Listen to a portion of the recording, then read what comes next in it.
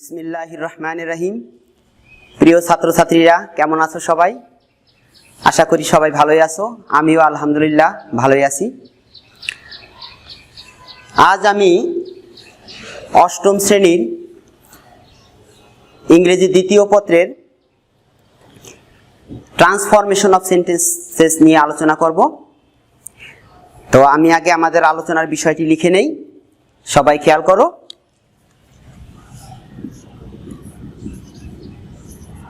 TRANS, trans, FR for MMA, TION, transformation of sentences, SEN, TEN, CES, transformation of sentences. আমাদের আজকের আলোচ্য বিষয় হচ্ছে ট্রান্সফরমেশন অফ সেন্টেন্সেস। আগে আমাদের বুঝতে হবে ট্রান্সফরমেশন অফ সেন্টেন্সেস কি। যে কোনো সেন্টেন্সকে দুই ভাবে পরিবর্তন করা যায়। একটা হচ্ছে সেন্টেন্সও পরিবর্তন হয়ে যাবে, একই সাথে তার অর্থও পরিবর্তন হয়ে যাবে। কিন্তু ট্রান্সফরমেশন অফ সেন্টেন্সেস সেই রকম নয়। ট্রান্সফরমেশন অফ সেন্টেন্সেস হচ্ছে সেন্টেন্সটির আকারগত পরিবর্তন হবে, কিন্তু অর্থের কোনো পরিবর্তন হবে না। এর নাম হচ্ছে ট্রান্সফরমেশন অফ সেন্টেন্সেস। আমি একটু লিখে দেই জিনিসটি।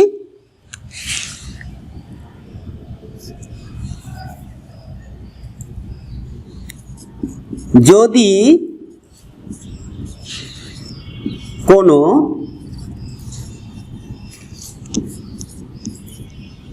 সেন্টেন্স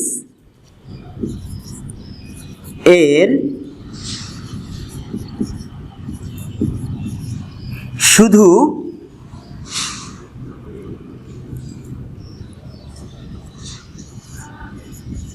আকারগত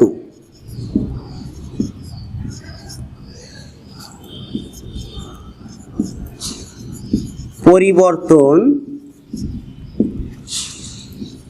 হয়, কিন্তু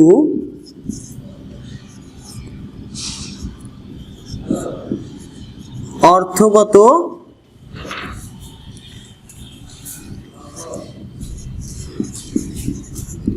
পরিবর্তন না হয়। যদি কোনো সেন্টেন্সের শুধু আকারগত পরিবর্তন হয় কিন্তু অর্থগত পরিবর্তন না হয়, তবে তাকে ট্রান্সফরমেশন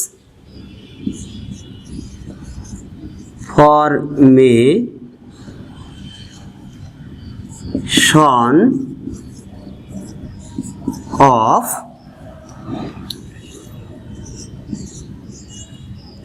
সেন্টেন্স বলে। যদি কোনো সেন্টেন্সের শুধু আকারগত পরিবর্তন হয় কিন্তু অর্থগত পরিবর্তন না হয়, তবে তাকে ট্রান্সফরমেশন অফ সেন্টেন্স বলে। আশা করি ব্যাপারটা সবাই বুঝতে পেরেছো। সেন্টেন্সটাকে দেখতে মনে হবে এক রূপ থেকে আরেক রূপে পরিবর্তন হয়েছে, কিন্তু অর্থের দিকে খেয়াল করলে দেখা যাবে অর্থের কোনো পরিবর্তন হয়নি।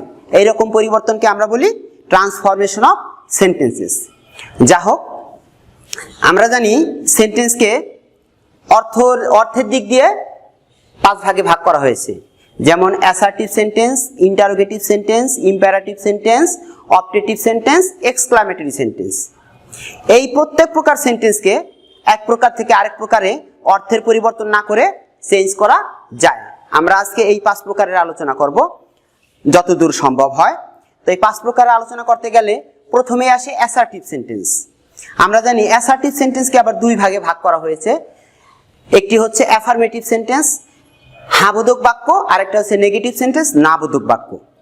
আমরা এই অ্যাসার্টিভ সেন্টেন্সের অ্যাফার্মেটিভ সেন্টেন্সকে কিভাবে অর্থের পরিবর্তন না করে নেগেটিভ করা যায়, প্রথমে আমরা এই পরিবর্তনগুলো শিখব।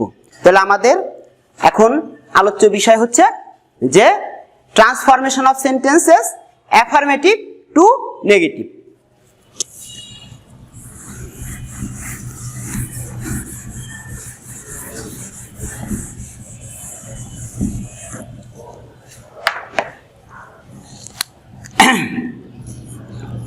এ double F I R M A T I V E, affirmative to negative, N E G A T I V E, affirmative to negative. Transformation of sentences আমরা শুরুতেই আলোচনা করব অ্যাফার্মেটিভ সেন্টেন্সগুলোকে কিভাবে অর্থের পরিবর্তন না করে নেগেটিভ করা যায়। আচ্ছা, রুল 1,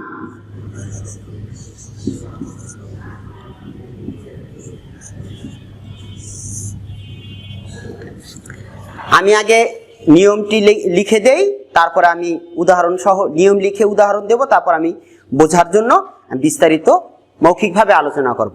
সবাই আমার সাথে সাথে খাতায় উঠিয়ে নাও লেখাগুলো। যদি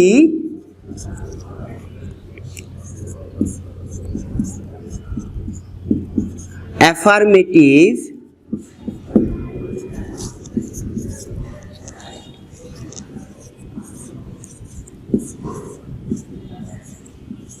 সেন্টেন্স এ, যদি অ্যাফার্মেটিভ সেন্টেন্সে অনলি বা অ্যালোন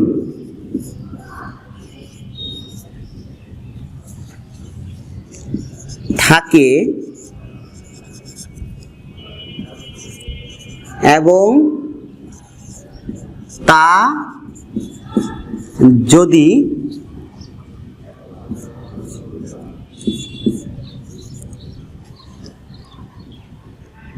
আল্লাহ বা গড বা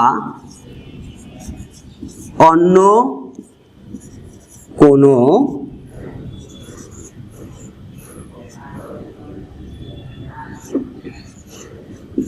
ব্যক্তিকে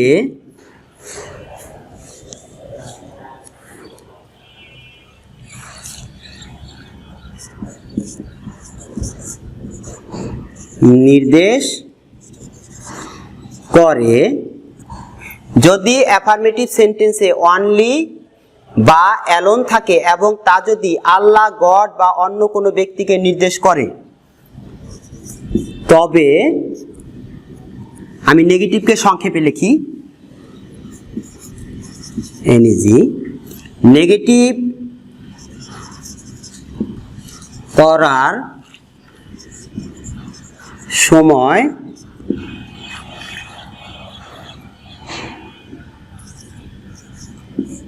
অনলি বাদ দিয়ে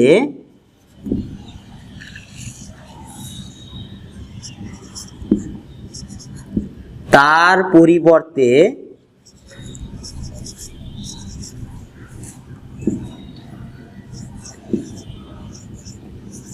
নান বাট লিখতে হয়, নান বাট লিখতে হয়।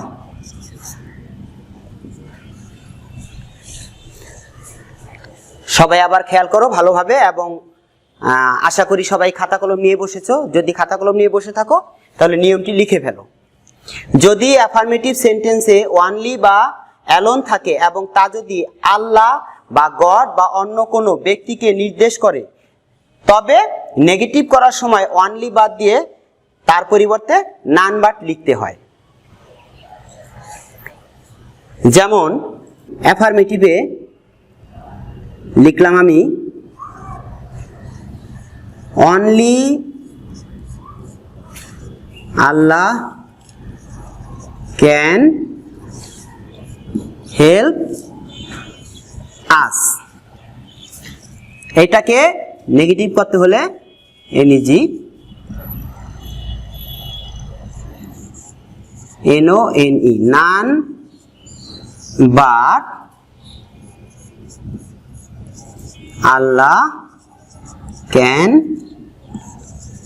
Help us. অনলি বাদ দিয়ে সেখানে আমি নান বাট ব্যবহার করেছি। Only Allah can help us, none but Allah can help us. একমাত্র আল্লাহ আমাদের সাহায্য করতে পারে, আল্লাহ ছাড়া কেউ আমাদের সাহায্য করতে পারে না। অর্থের কিন্তু কোনো পরিবর্তন হয়নি, অথচ এটা অ্যাফার্মেটিভ সেন্টেন্স থেকে নেগেটিভ সেন্টেন্স হয়ে গেছে। এখানে নান আছে, নান একটি negative word.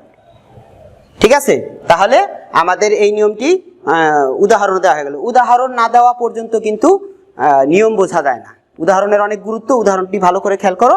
Only Allah can help us, none but Allah can help আস। ঠিক আছে, এবার আমি দ্বিতীয় রুলে চলে যাই। যারা খাতায় উঠাই নাও নাই তারা ঝটপট খাতায় উঠে নাও, খাতায় উঠে রাখা ভালো, কারণ তুমি ভুলে যেতে পারো। এবার আমি দ্বিতীয় নিয়মে চলে যাই, রুল 2।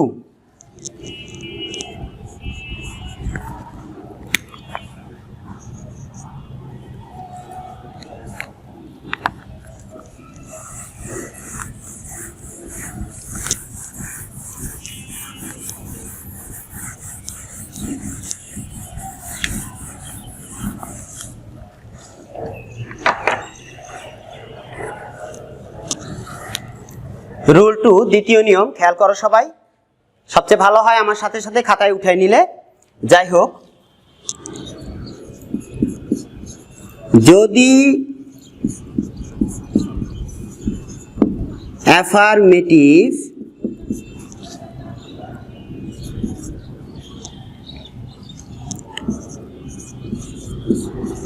সেন্টেন্স এ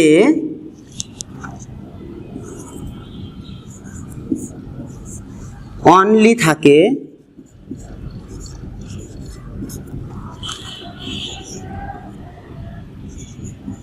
এবং তা যদি কোনো বস্তুকে নির্দেশ করে, বস্তুকে নির্দেশ করে, তাহলে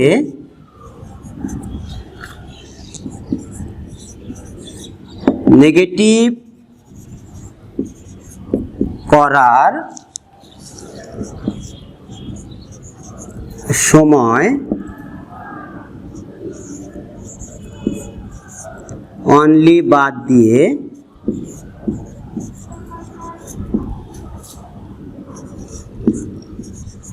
তার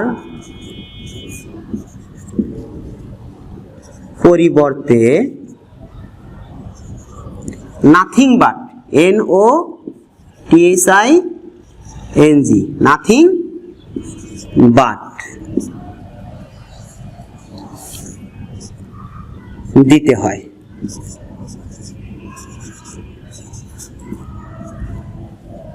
যদি অ্যাফার্মেটিভ সেন্টেন্সে অনলি থাকে এবং তা যদি কোনো বস্তুকে নির্দেশ করে, তাহলে নেগেটিভ করার সময় অনলি বাদ দিয়ে তার পরিবর্তে নাথিং বাট দিতে হয়। যেমন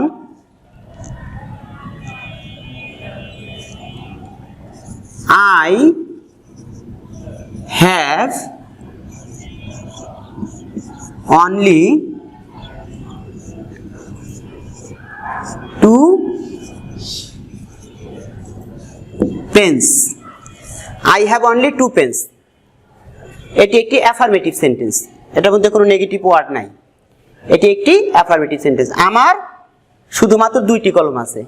এই কথাটিকে অর্থের পরিবর্তন না করে যদি নেগেটিভ করতে হয়, তাহলে আমাকে কি করতে হবে?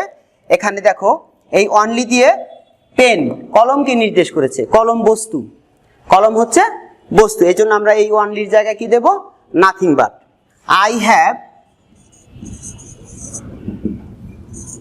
I have only but, NOTHING, I have nothing but two pens।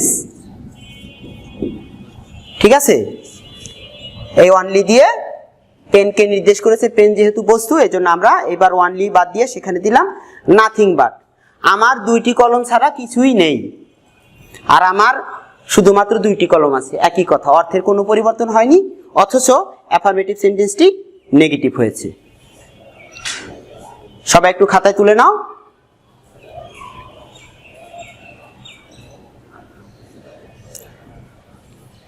এবার আমি 3 নাম্বার নিয়মে চলে যাচ্ছি, তৃতীয় রোল 3। আচ্ছা,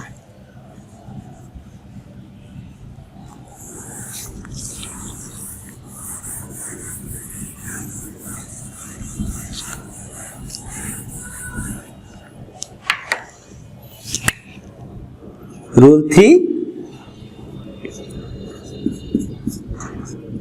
এটাও অনলি নিয়েই, যদি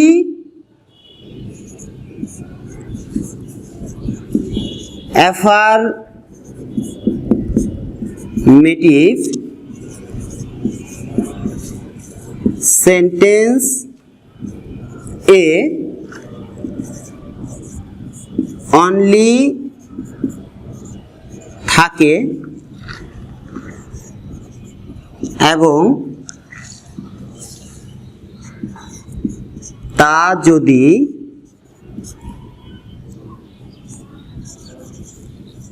কোনো সংখ্যা নির্দেশ করে, কোনো সংখ্যা, তা যদি কোনো সংখ্যা নির্দেশ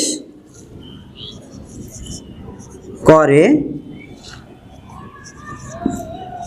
তাহলে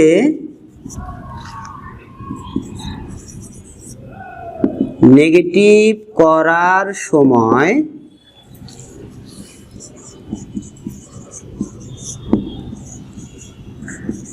অনলি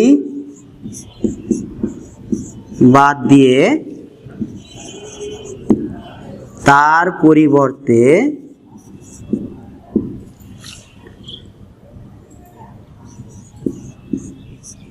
not more than অথবা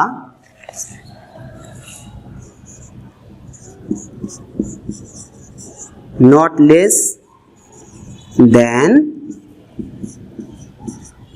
দিতে হয়। যদি অ্যাফার্মেটিভ সেন্টেন্সে অনলি থাকে এবং তা যদি কোনো সংখ্যা নির্দেশ করে তাহলে নেগেটিভ করার সময় অনলি বাদ দিয়ে তার পরিবর্তে নট মোর দ্যান অথবা নট লেস দ্যান লিখতে হয়। যেমন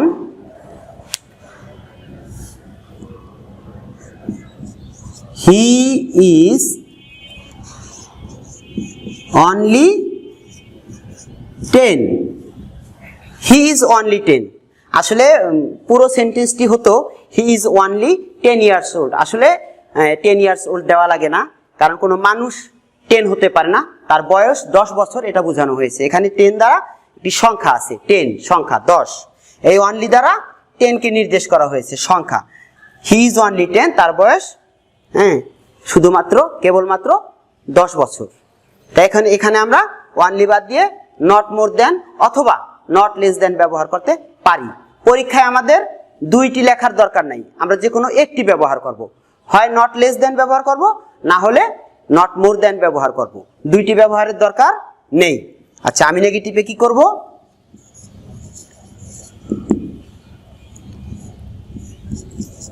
he is not more than, he is not more than 10।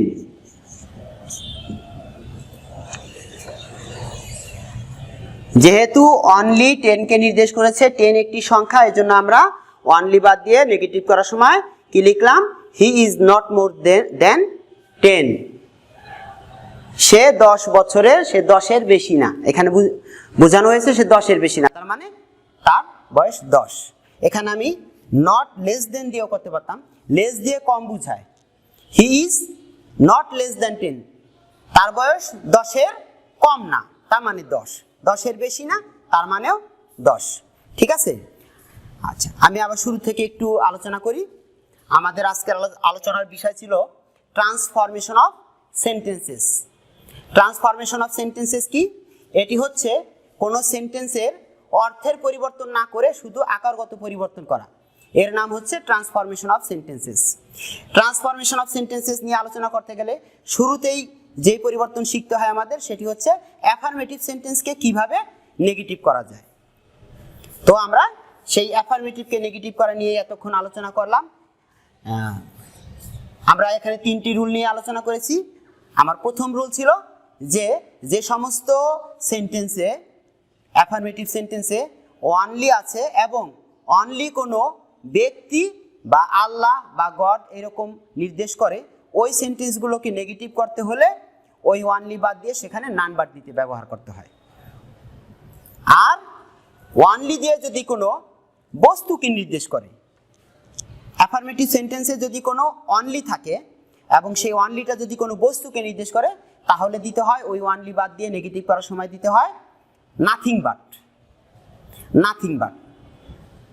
R only দিয়ে যদি কোনো সংখ্যাকে নির্দেশ করা হয়, অ্যাফার্মেটিভ সেন্টেন্সের অনলি যদি কোনো সংখ্যাকে নির্দেশ করে, তাহলে নেগেটিভ করার সময় ওই অনলি বাদ দিয়ে নট মোর দ্যান অথবা নট লেস দ্যান ব্যবহার করা যায়। তবে পরীক্ষায় আমাদের দুটো করার প্রয়োজন নেই, আমরা যে কোনো একটি ব্যবহার করব, হয় নট মোর দ্যান ব্যবহার করব, না হয় নট লেস দ্যান ব্যবহার করব। এভাবে আমরা অনলি যুক্ত অ্যাফার্মেটিভ সেন্টেন্সগুলোকে অর্থের পরিবর্তন না করে নেগেটিভ করব। আশা করি সবাই ভালোভাবে বুঝতে পেরেছো।